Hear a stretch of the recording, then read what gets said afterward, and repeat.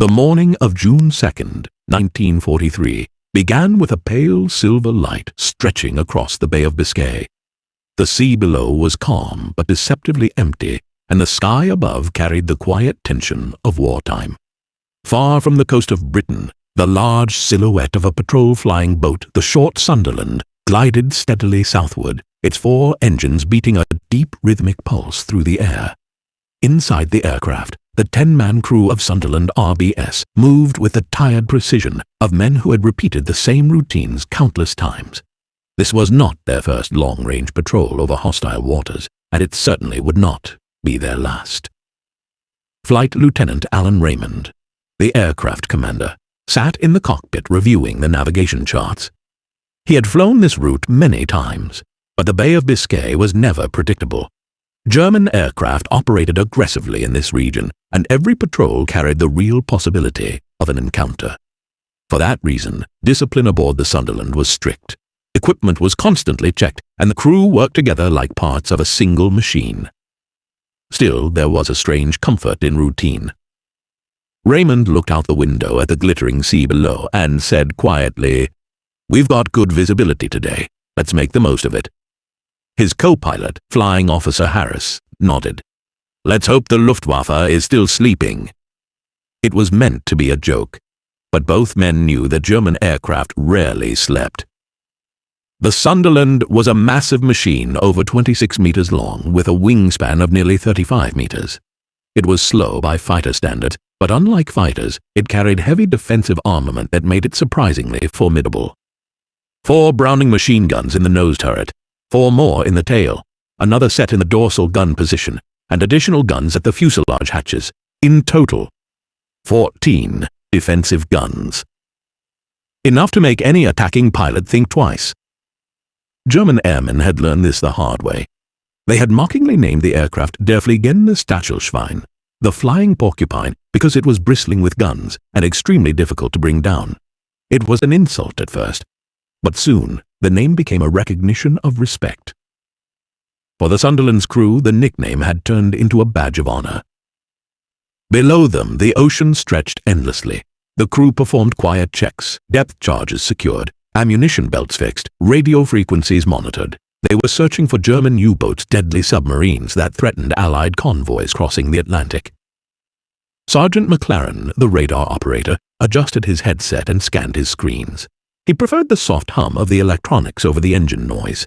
After a few moments, he reported, "Radar clear, nothing unusual so far." The navigator, Warrant Officer Evans, added, "We should reach our southern turning point in about 40 minutes. Raymond acknowledged him, then grabbed his thermos and took a sip of lukewarm tea. A long patrol with nothing to report was considered a good patrol, uneventful, quiet, and safe. But as noon approached, the calm began to shift. Just after 12:10, McLaren straightened abruptly in his seat. "Sir, I'm picking something up." Raymond immediately leaned forward. "What is it?" "Multiple returns, fast-moving, approaching from bearing 078. He paused, analyzing the pattern. "Speed suggests aircraft, several of them." Harris frowned. "Friendlies?" "No," McLaren answered. "Not at this altitude, not this far out." He swallowed. "It looks like a formation, possibly fighters." The cockpit atmosphere tightened. Raymond reached for the intercom. His voice remained calm, but everyone aboard recognized the shift. "WWII. Attention all crew. We may have company. Assume combat readiness." The Sunderland suddenly felt larger and quieter, as if holding its breath. Within 2 minutes, the radar contacts became visible through the windscreen. Tiny black dots shimmered against the sunlit sky, growing larger with every passing second. The unmistakable angular shape of a German Junkers Ju-88 heavy fighters appeared. Not 1, not 2, but 8 of them. Harris exhaled sharply. "So much for them sleeping." Raymond replied quietly, "Prepare for an attack run." Every crewman moved into action. The gunners took positions, ammunition belts locked into place. The radio operator began sending a contact report. The Sunderland banked slightly, showing its full, bristling defensive gun layout to the incoming fighters, a silent warning. But the Ju-88S did not hesitate. The German aircraft began to fan out in attack formation, descending rapidly. From his ventral gun hatch, Sergeant Wilcox called out target positions. "Enemy fighters approaching from starboard! 3 high, 2 level, 3 below!" Raymond yelled back. "Hold steady! Don't turn into them yet!" A Sunderland could not outmaneuver fighters, but it could survive their attack long enough to fight back. The first enemy aircraft dived in from above, its engines howling. The sun flashed across its wings. The moment it entered range, the Sunderland erupted with sound, not chaos, but coordinated bursts of defensive fire. The nose turret spat controlled, rhythmic shots. The dorsal gun whirred to life. Hatch gunners tracked the fast shapes sweeping past.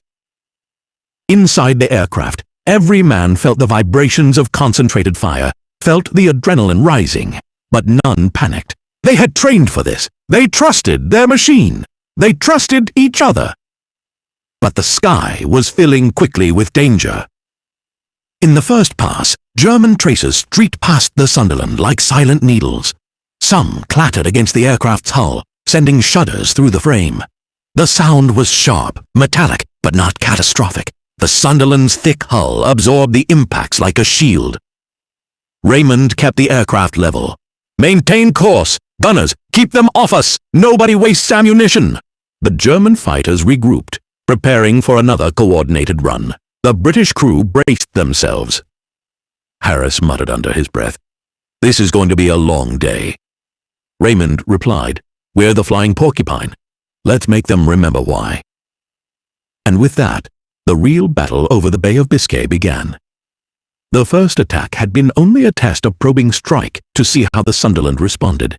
Now, the German formation reorganized itself for a far more coordinated assault. The 8 Ju-88s spread out across the sky like hunting birds circling their prey. But the prey was not helpless. The Sunderland was heavy, wounded and slower, but it was not defenseless. Inside the aircraft, the crew moved quickly, shouting concise reports through the intercom. "Port side guns ready! Tail turret locked on the target! Reloading starboard belts! Hydraulics holding for now!" The Flying Porcupine breathed, vibrated, and groaned under the strain. Yet despite everything, the aircraft felt alive, a massive, floating fortress refusing to collapse. Raymond kept the Sunderland level, resisting the instinct to turn sharply. Sharp maneuvers would only expose blind spots. The key to survival was discipline. Keep the broadside protected, keep the gunners aligned, and keep moving forward. McLaren, hunched over the radar set, gave quick updates. They're splitting into 2 attack groups. 4 approaching from high starboard, 4 circling low on port. Raymond nodded, gripping the controls. "All right, boys, let's welcome them properly." The first group of 4 Ju-88s plunged from above, descending in tight formation. Their engines emitted a deep growl as they opened fire at long range, hoping to weaken the Sunderland before closing in. The dorsal gunner, Sergeant Collins, fired back in rhythmic bursts. His position gave him an excellent angle on the descending fighters, and he used it with skill. His tracers laced across the air like thin, glowing threads. "I've got 1 tracking left," Collins shouted. Adjusting, firing." The Sunderland shook as multiple guns roared to life again. The attacking fighters split apart at the last second. 2 dove below, 2 climbed sharply upward, forced to abandon their perfect attack line. They had not expected such disciplined return fire. One German pilot radioed his squadron with frustration. "Achtung, the flying boat is heavily armed. Be careful on approach." The crew inside the Sunderland did not hear the warning, but they didn't need to. They could feel it. Simultaneously, the second group of 4 Ju-88s rushed in from below the port side, trying to aim at the aircraft's vulnerable belly. But the Sunderland's hatch gunners were ready. From the port blister window, Sergeant Wilcox tracked the incoming fighters. 4 at low port. Fast approach, they're coming head-on." He swung his gun mount, aligned the sights, and squeezed the trigger in short, controlled bursts, the distinctive training of RAF Coastal Command. His tracers stitched across the incoming fighters' path, forcing them to brake slightly. The lead Ju-88 pulled up sharply, passing dangerously close beneath the Sunderland. Wilcox followed him through the hatch window, continuing to fire as long as the target remained visible. Inside the cockpit, Harris kept one eye on the instruments and the other on the sky. "They're trying to wear us down," Raymond nodded grimly. "Then we'll wear them down first." A sudden metallic shock rattled through the fuselage. The Sunderland jolted, the sound of heavy rounds slamming into the starboard side. Harris checked the gauges. "We're losing pressure in engine 3 minor at the moment." "Feather it if it worsens," Raymond replied calmly. But they both knew losing an engine in a fight against 8 fast fighters could be fatal. Still, the massive flying boat held steady. Its thick frame, originally designed to withstand rough water landings, absorbed punishment far better than a typical bomber. Every new hit was a reminder they were being pushed to the limit, but not past it. The next Ju-88 made a daring approach from the starboard rear, a risky angle, but potentially devastating if executed correctly. The tail gunner, Corporal Bennett, waited patiently. "Hold! Hold!" Raymond heard his voice through the intercom and trusted it completely. The German fighter closed in, its guns already flashing, its engines screaming. The distance narrowed 400 meters, 300, 200. "Now!" Bennett shouted. The tail turret erupted in controlled bursts. Bennett's aim was precise, calm, almost surgical. His tracers swept across the approaching fighter, stitching into its nose and cockpit area. The Ju-88 jerked upward violently. Then it rolled onto its side, smoke trailing from its engine. A moment later, it spiraled away, losing altitude rapidly. The crew inside the Sunderland cheered for a brief moment, not out of excitement, but out of pure relief. "One bandit disengaging," Bennett reported. Raymond responded, "Good shooting, but stay sharp. The others won't back off easily." The engagement dragged on. 10 minutes felt like an hour, 20 minutes felt like a lifetime, and yet the German fighters continued to circle, regroup, and strike again. Inside the Sunderland, the gunners' shoulders burned from constant recoil. Their ears rang despite the headsets. Their hands were raw from gripping the metal handles. Empty shell casings littered the gun positions. Yet none of them hesitated. The Germans tried every angle: diving attacks, climbing attacks, frontal assaults, low sweeps, but the Sunderland refused to yield. McLaren updated between breaths. "They're forming up for another combined run. 2 from above, 2 from below, 2 from starboard, 2 from port." Raymond exhaled. "All right, everyone ready?" Despite the danger, his voice remained steady. The next attack was the fiercest yet. German tracers streaked past the Sunderland like angry sparks. More hits rang against the hull. One explosion near the wing root shook the entire airframe. Harris yelled, "Engine 4 is vibrating badly. Might be damage to the intake." Raymond tightened his grip on the controls. "We'll keep her flying." But even as they struggled, they kept fighting back. The dorsal gunner fired continuously to disrupt the top attackers. The blister gunners hammered the low fighters. The tail gunner targeted any aircraft attempting to close from behind. Then, during one high-angle dive, the Sunderland's nose turret caught a Ju-88 perfectly in its sights. The nose gunner, Sergeant Lewis, fired a long, aimed burst. The German fighter abruptly wobbled in midair, venting smoke, and peeled away sharply. It didn't crash immediately, but it was clearly damaged and forced to withdraw. "That's 2 turning back," Collins reported from the dorsal turret. Slowly, the balance of the fight began shifting. After nearly half an hour of constant combat, the Sunderland was battered, leaking fuel, and carrying dozens of fresh holes in its hull. But it was still flying, and still firing. Raymond finally dared a short, shallow turn to keep the sun behind them and disrupt further coordinated attacks. It was exactly the kind of slow, careful maneuver that the Sunderland excelled at. One German pilot, realizing the futility, called out over the Luftwaffe radio, "This one fights like a battleship. We can't bring it down easily." And still, the Sunderland pushed forward. The crew were exhausted but united. Their aircraft was damaged but functional. Their spirits were strained but unbroken. It was no longer just a patrol mission. It was survival. It was endurance. It was resolve. and the next 15 minutes would determine everything. The sky over the Bay of Biscay had turned into a vast arena of smoke trails, echoing gunfire and swirling aircraft. For 30 relentless minutes, the Sunderland had endured what no flying boat was ever designed to face: coordinated assault by 8 determined fighters. Now both sides were nearing their breaking point. Inside the Sunderland, the crew felt the weight of exhaustion pressing on their shoulders and lungs. Their uniforms were damp with sweat. Their ears still rang from the endless thunder of machine guns. The smell of cordite, hot oil, and metal filled the cabin. Yet the men remained focused. Raymond wiped the sweat from his brow and scanned the sky. "Report!" One by one the crew answered. "Dorsal gun still operational. Starboard blister ready. Tail turret intact. Nose guns hot. Engine 3 holding though barely." The flying porcupine was wounded, tired, shaking, but alive. The remaining Ju-88S regrouped for one last decisive strike. The German squadron leader, frustrated, surprised, and determined, sent out a final order over the radio. "One more pass. Make it clean. Make it count."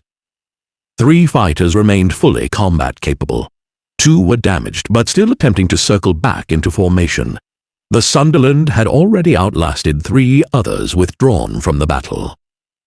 Now these final 5 fighters formed up for a synchronized assault. 3 would dive from above. 2 would rush in low across the waves. Raymond understood the pattern instantly. They're going for a knockout blow. The Sunderland's crew tightened their grips on the weapons. The aircraft groaned as it held its course, a massive, slow-moving fortress, preparing for the enemy's last storm. The first German fighter dove at high speed, its guns blazing in a bright arc of tracers. Collins, in the dorsal turret, fired upward. His shot struck across the Ju-88's wing, forcing it to veer slightly off target. The second German fighter followed immediately behind, firing aggressively. A burst of rounds struck the Sunderland's fuselage, punching fresh holes into the metal. The craft shook violently. "Direct hit near the radio compartment," McLaren shouted. I'm fine," he quickly added, brushing off metal fragments. Raymond held the controls firmly. "Keep firing." The nose turret opened up next. Sergeant Lewis timed his shots perfectly, creating a curtain of fire that the third diving Ju-88 struggled to penetrate. The aircraft screeched by, engines howling, missing its perfect strike angle by mere meters. The first phase of the attack had failed. But the Germans were not finished. The 2 low-flying Ju-88S raced across the water surface, using the spray as partial cover. They shot upward at a shallow angle, aiming for the Sunderland's belly and wing roots, areas notoriously hard to protect. Wilcox in the port blister braced himself. "Here they come!" His machine gun roared to life. The air bubbled with hot lead as his tracers streaked directly into the incoming fighters. The starboard blister gun joined seconds later, overlapping fire to create a lethal cross pattern. One of the low attackers was hit early, a burst shredded part of its engine cowling. Flames spat out from the damaged engine. The pilot broke away immediately, disappearing downward in a trail of smoke. "That one's gone," Wilcox shouted. The last low attacker pushed through, firing fiercely as it ascended. Bullets smashed into the Sunderland's underside. A loud metallic crack echoed through the hull, and the aircraft dipped. "Hydraulics hit," Harris warned. "Compensating manually." Raymond steadied the craft with all his strength. The Sunderland's controls felt heavier, slower, but they held. The attacking Ju-88 rushed past, climbing steeply to avoid a collision. Before it could escape, the tail gunner Bennett unleashed a burst. His aim was perfect. Rounds struck the fighter's tail assembly. The German aircraft jerked, lost stability, and spiraled away like a wounded hawk. "That makes 3 forced to withdraw," Bennett reported. The sky finally began to clear. For the first time in nearly 45 minutes, the guns fell quiet. The remaining German fighters circled at a distance, hesitant to re-engage. The Sunderland hovered like a wounded titan, smoke trailing from its starboard side, pockmarked by hundreds of bullet holes. Raymond exhaled, his voice low but steady. "We're still here." Collins scanned the sky from the dorsal turret. "They're falling back, moving west." "Let them go," Raymond replied. The German pilots, having seen the futility of the fight, finally withdrew. They had underestimated the Sunderland and paid for it with damaged aircraft and lost comrades. But the Sunderland had paid as well. Now came the hard part, getting home. The Sunderland turned slowly toward the nearest friendly base. Engine 3 sputtered, threatening to fail at any moment. Engine 4 vibrated badly. Fuel was leaking from several places. Hydraulics were weakened. The flight instruments flickered unpredictably. But the aircraft flew. Inside, the crew finally allowed themselves to breathe. Harris checked the navigation charts. "Distance back to base, 350 miles. Raymond nodded. "We'll make it." He had to believe it, and so did everyone else. The hours that followed were some of the longest they had ever experienced. The Sunderland limped across the water like a veteran soldier returning from battle. The hull rattled, the wings creaked, the crew monitored every sound, every vibration. Yet the aircraft held on. It was as if the flying porcupine itself refused to die. As the coastline finally appeared on the horizon, the crew felt a surge of emotion. Silence filled the cabin, not the silence of fear, but the silence of disbelief and relief. Raymond called in their approach. "Base Tower, this is Sunderland RBS. We're coming in damaged. Request emergency landing." The tower's reply came in instantly. "RBS, we see you. You're cleared for immediate landing. Rescue crews are ready." The Sunderland descended slowly. The sea below looked calm, inviting. Raymond reduced throttle, guiding the heavy flying boat toward the surface. The final touchdown was rough. Water splashed high as the hull struck the waves, the weakened frame shuddering. But the landing was safe. They had made it. When the aircraft finally drifted to a stop, rescue crews rushed forward. Only then did the crew of the Flying Porcupine step out and see the full extent of the damage. More than 500 bullet holes. 2 engines nearly destroyed. Hydraulics failing. Fuel tanks punctured. Yet the aircraft had stayed in the air.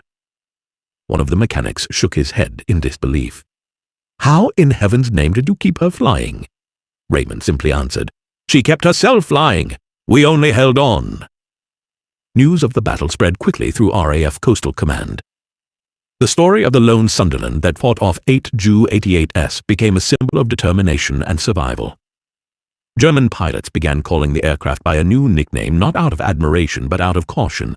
Der fliegende Stachelschwein, the flying porcupine.